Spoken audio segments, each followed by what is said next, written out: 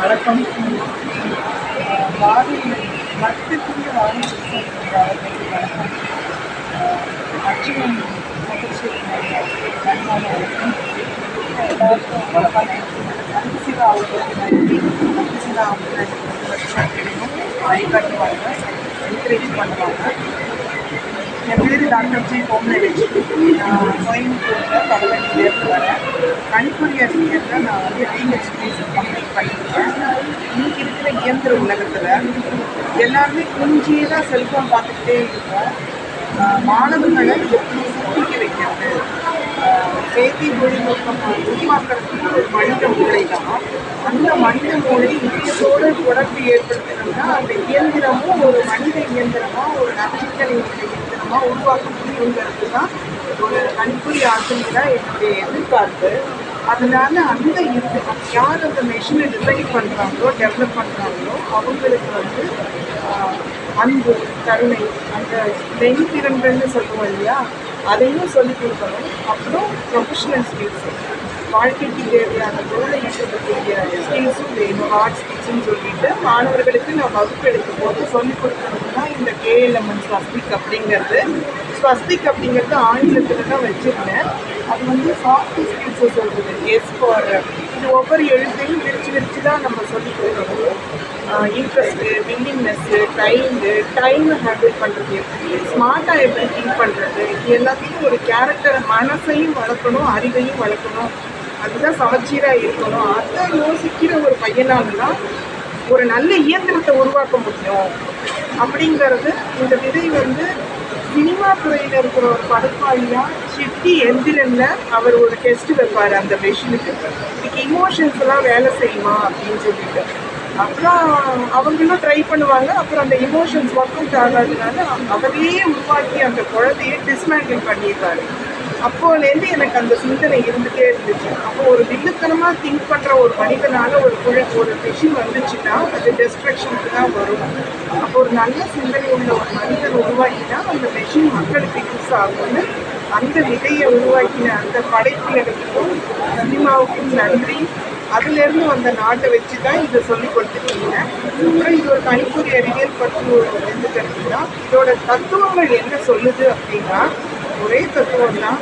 இயந்திரத்தை உருவாக்குற மனிதனுக்கு இதயம் இருக்கும், அவன் உருவாக்குற இயந்திரத்திற்கும் இதயம் இருக்கும். இதுதான் இதை சொல்ல வர்ற சாராம்சம். இதை உருவாக்கி இது போகிற போக்கில் ஒரு ஆசிரியர் இப்படி பார்த்துட்டு ரொம்ப நல்லா இருக்கு, இதை எடுத்துருக்காங்கன்னு சொன்னாங்க. அதுக்கப்புறம் அதை எடுத்துருக்காங்க. இதில் பார்த்தீங்கன்னா இன்புட்டு, ப்ராசஸ், அவுட்புட்டு ஒரே கம்ப்யூட்டர் சயின்ஸ் ஃபிலாசபியாக இருக்கும் இதுக்குள்ளார.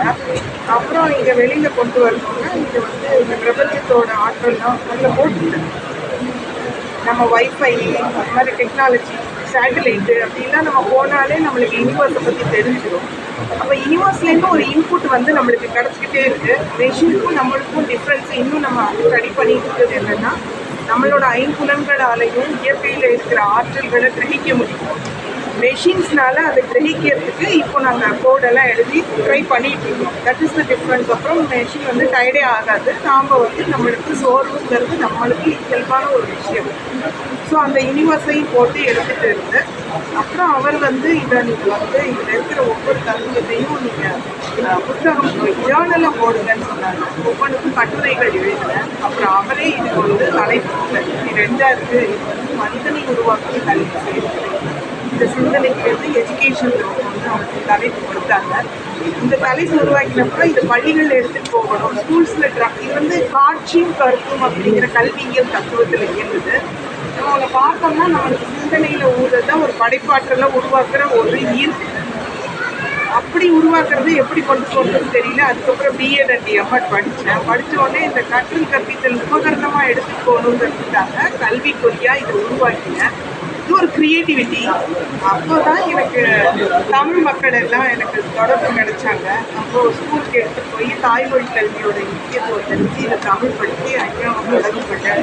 ரொம்ப சூப்பராக இருக்குது. நாமளே இதை வந்து கொடியேற்றிக்கலாம், எல்லாரோட வாழ்க்கையிலையும் விளக்கேற்றி எல்லாரையும் உயர்நிலைக்கு படியேற்றுற இந்த கொடி சூப்பராக இருக்குன்னு சொல்லிட்டு அன்றைக்கே எனக்கு கொடியேற்றி வாய்ப்பு கொடுத்தாங்க. அவங்க இருந்தாங்க.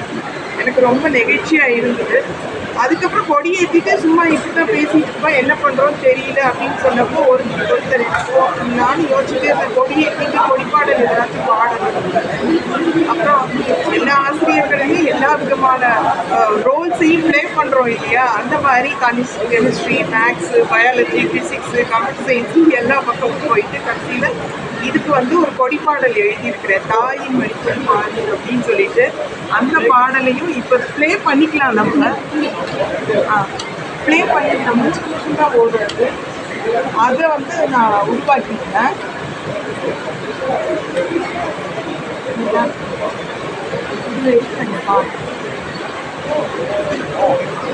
அந்த பாடல் ரொம்ப கிளாசிக்கலாக யாருக்கும் விருப்பம் இல்லாமல் இருந்துச்சு. அதனால அதை யாருக்கிட்டையும் காமிக்காமல் நானே வச்சுட்டேன் பத்திரமா. அப்புறம் ஒருத்தர் சொன்னார், இல்லைன்னா இது எளிமையாக எடுத்து தரேன்னு சிறுமுகை செல்வராஜ் ஐயா அவரே ஒரு பாட்டை எழுதி கொடுத்தாரு. இவ்வளோ நல்ல விஷயமா இருக்குது, இதை தேசத்துக்கு நீங்கள் எடுத்துகிட்டு போகணும். அப்புறம் சின்ன நூல்கண்டா உன்னை சிறையில் அடைப்பது அப்படின்னு சொல்லிட்டு என்னை மோட்டிவேட் பண்ணாங்க. அதுக்காகவே நான் இந்த தமிழ் நல்ல படைப்பாளிகள் எல்லாருக்குமே நான் நன்றி சொல்ல கடமைப்பட்டிருக்கிறேன். ஒவ்வொருத்தங்க பேசும்போது எந்த வார்த்தை நம்மளை ஊக்கப்படுத்தும், ஒரு சொல் வெல்லும் ஒரு சொல் கொல்லும் சொல்லுவாங்க. அதுக்கப்புறம் எல்லா சொல்லுமே என்னைய தூக்கிட்டு வந்த சொற்கள் தான். அதுக்கப்புறம் நான் அவர் எழுதி கொடுத்த பாட்டை பாடி அதுக்கப்புறம் ரெடி பண்ணேன். அப்போ இந்த கொடி மட்டுமே அதை இன்னும் கொஞ்சம் எக்ஸ்பேண்ட் பண்ணணும், விரிவாக்கம் பண்ணணும்னு சொல்லிட்டு அதை தான் இந்த கொடியாக ஆக்கி வச்சு எஜுகேஷன் பிளாட்ஃபார்ம் இதை வச்சுட்டு உள்ளுக்குள்ள வெளியில். இதனால நான் இந்திய தேசத்துக்கு எடுத்துகிட்டு போகிறதுக்கு என்ன சொல்ல விரும்புகிறேன்னா, இது ஏதோ ஒரு கொடியை ஏற்றிருக்கிறோம், இது எல்லாரும் சல்யூட் பண்ணுங்க அப்படிங்கிறது கிடையாது. இதை மாணவர்கள் மக்கள் பார்க்குற இடத்துல நம்ம வச்சுக்கணும். அவங்க ஃபஸ்ட்டு எவ்வளோ காலம் எடுத்ததுக்கப்புறம் தான் அதை பார்க்கணுங்கிற ஒரு சிந்தனையே அவங்களுக்கு வரும். அதை அவங்க பார்த்ததுக்கப்புறம் அதுக்குள்ளே என்ன இருக்குது அப்படிங்கிறத யோசிக்கணும்னு அடுத்த படிநிலை வருவாங்க. அதாவது முதல்ல கவனிக்கணும், அதுக்கப்புறம் பார்க்கணும், அதுக்கப்புறம் சிந்திக்கணும். அப்படி அதை சிந்திச்சுட்டாங்கன்னா நம்ம ஒரு நல்ல சிந்தனையை கொடுத்துடலாம். அந்த நல்ல சிந்தனை வந்துச்சுன்னா ஒரு நல்ல இயந்திரத்தை உருவாக்கிடலாம். என்னோட டார்கெட் டெக்னாலஜியும் வேணும், ஹியூமனும் வேணும், ஹியூமன் சொசைட்டியை பில்டு பண்ணணும். அப்போ இந்த படிநிலையை விளக்கிறது தான் இந்த எல்லை கோடுகள். பாதி எப்பவுமே சின்ன பாதியாக தான் இருக்கும்.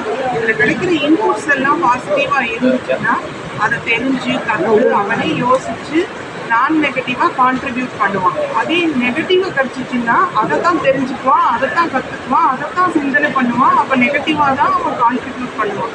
அப்போ எனக்கு கிடைச்ச தகவல் ஒரு நெகட்டிவா இல்லை நல்லதான்னு அவனுக்கே எப்போ தோணுதோ அப்போ அவன் பூரணமான ஒரு கல்வி நிலையை எட்டிட்டான் அப்படிங்கிற ஒரு வளர்ச்சியை தான் அது குறிப்பிடுது. அது முடிவில்லை, அது ஒரு பயணம் தான்.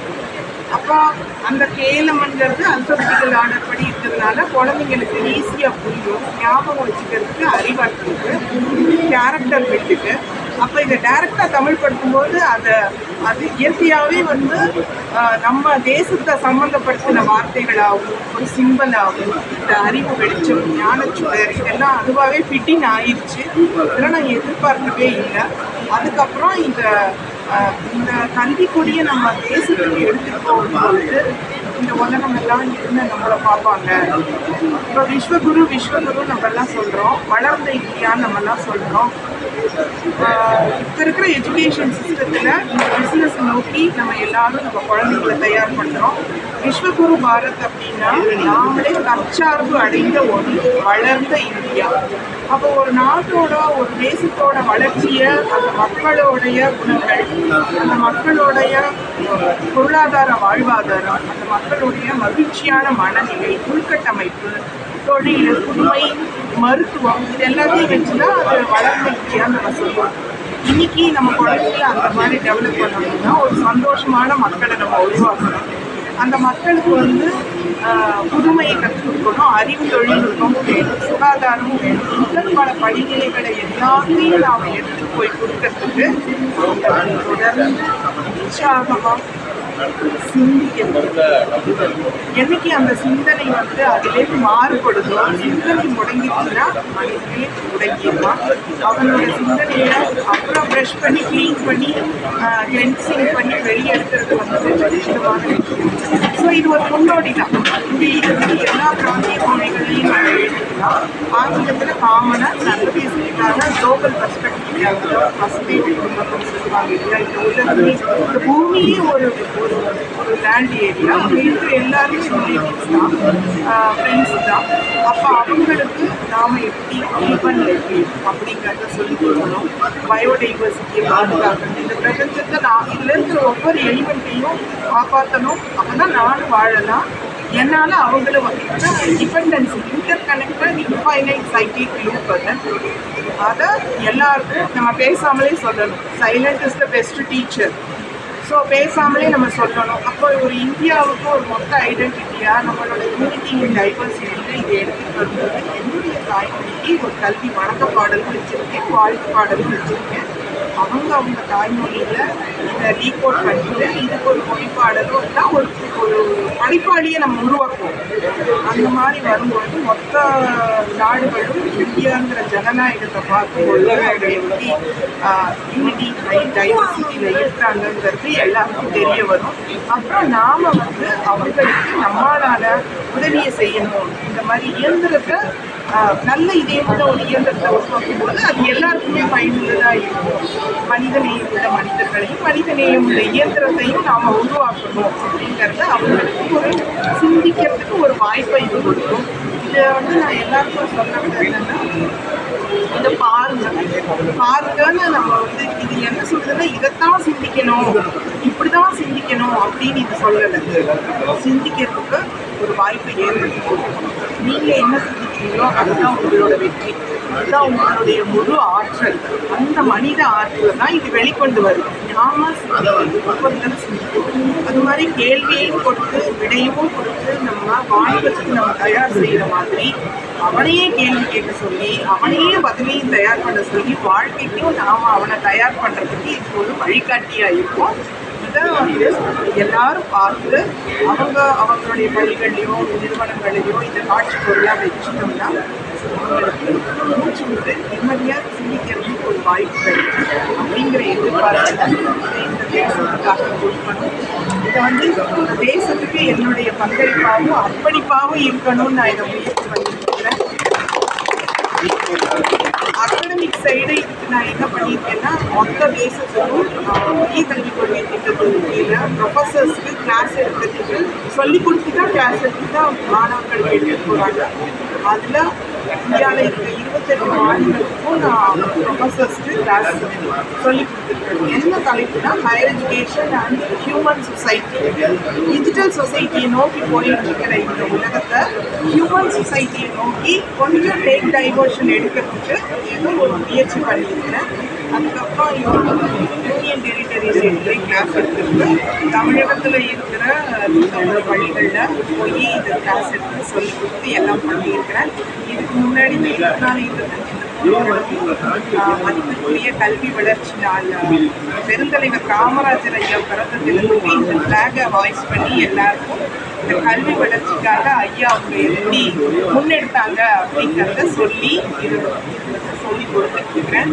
இந்த எதிர்கால திட்டம் இதெல்லாம் செயலாக்கம் பண்ணுறதுக்கு எனக்கு எல்லாரோட ஆதரவும் ஒத்துழைப்பும் ஆலோசனையும் தான் ரொம்ப தேவை இருக்குது. இதை நீங்கள் எல்லாருக்கும் இன்னும் பணிவன்போடு கேட்டுக்கிறேன்.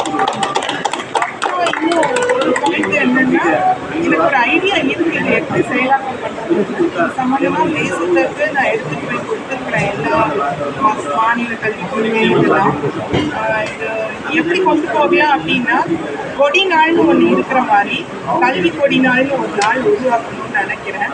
ஆனால் எதுக்கு உருவாக்கணும்னு நினைக்கிறேன்றதுக்கு ஒரு தாட் இருக்கு. செயலாக்கம் பண்ணுதாங்கன்னு தெரியல. இந்த கணினி தமிழை கம்ப்யூட்டர்ல தமிழ் லாங்குவேஜை இன்கார்பரேட் பண்ணுறதுக்காக நமக்கு ஒரு வழிகாட்டிய தொலைநோக்கு சிந்தனையுடைய ஒரு முதலமைச்சர், முன்னாள் முதலமைச்சர் இருந்தாங்க.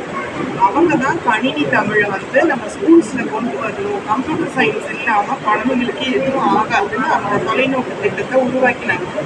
அவரோட பிறந்த நாள் அன்னைக்கு கல்வி கொடி நாள் அப்படின்னு வச்சு இந்த ஃபிளாகை ஹைஸ் பண்ணணும். அவர் யாருங்கிறதுக்கு இன்னொரு க்ளூ இருக்கு. அவர் தான் 2006 அவருக்கு முன்னோடியா இருந்த பெருந்தலைவர் காமராஜர் ஐயாவோட பிறந்த நாளை கல்வி வளர்ச்சி நாள்னு கொண்டாடணும்னு சொல்லியிருக்கிறார். அதனாலதான் இன்னைக்கும் நாம காமராஜர் ஐயாவை நினைச்சு கொண்டாடிட்டு இருக்கோம். அப்போ அவர் எப்படி அவருடைய முன்னோர்கள் செஞ்சுவாரு, அது இவருக்கு நாம செய்யணும்னா இவரோட பிறந்த நாள் அன்னைக்கு கல்வி கொடி நாள் உருவாக்கணும் அப்படின்னு சொல்லியிருக்காங்க. அப்போ எனக்கு ஒரு ஆலோசனை தான், இது இப்படியே தான் செயல்படுத்தணும்னு முன்னோர்கள் எல்லாரும் அவங்களுடைய நல்ல பங்களிப்புகளை நம்ம வர்ஷிப் பண்றது நம்மளுடைய சுகாதாரத்துடைய நற்குணம். அதுக்கப்புறம் ரெண்டாவது இன்னொன்று என்னன்னா, இதை எந்த பாடத்திட்டத்திலையுமே என்னால் கொண்டு வர முடியாது. நான் புத்தகம் எழுதியிருக்கிறேன். ஆனால் இது கொரோனாக்கு அப்புறம் பார்த்தீங்கன்னா 1ஆம் கிளாஸ் குழந்தைக்கு கூட நீங்கள் ஹையஸ்ட் டெக்னாலஜியை ஜஸ்ட் லைக் தட் நீங்கள் சொல்லி கொடுக்குற அளவுக்கு அவங்களுடைய அறிவு வளர்ச்சி அபரிமிதமாக இருக்குது. அதை நான் சொல்லி பார்த்தேன். அதனால நான் இன்னைக்கு இருக்கிற பெரியவங்களுக்கெல்லாம் ஒரு வேண்டுகோள் என்னன்னா, தமிழக அரசோட பாடத்திட்டத்தில் 1 முதல் 12ஆம் வகுப்பு வரைக்கும் 6வது பாடமாக கம்ப்யூட்டர் சயின்ஸ் அப்படிங்கிற ஒரு சப்ஜெக்டை நாம் சேர்க்கணும். அப்படி சேர்த்தாதான் நம்மளோட குழந்தைங்களுக்கு அதோட நன்மைகளும் அதை எப்படி நம்ம சரியாக கையாளலாங்கிறத நல்ல வித்தையாக நம்ம கற்றுக் கொடுக்கலாம். வித்தையை நம்ம கற்றுக் கொடுக்காம கம்ப்யூட்டர் சயின்ஸ் டெக்னாலஜியே தெரியாமல் அந்த குழந்தைய ஒரு டேட்டா என்ட்ரி ஆப்ரேட்டராக பின்னாடி உருவாக்குறதுனா அவர் ஒரு மிகப்பெரிய ஒரு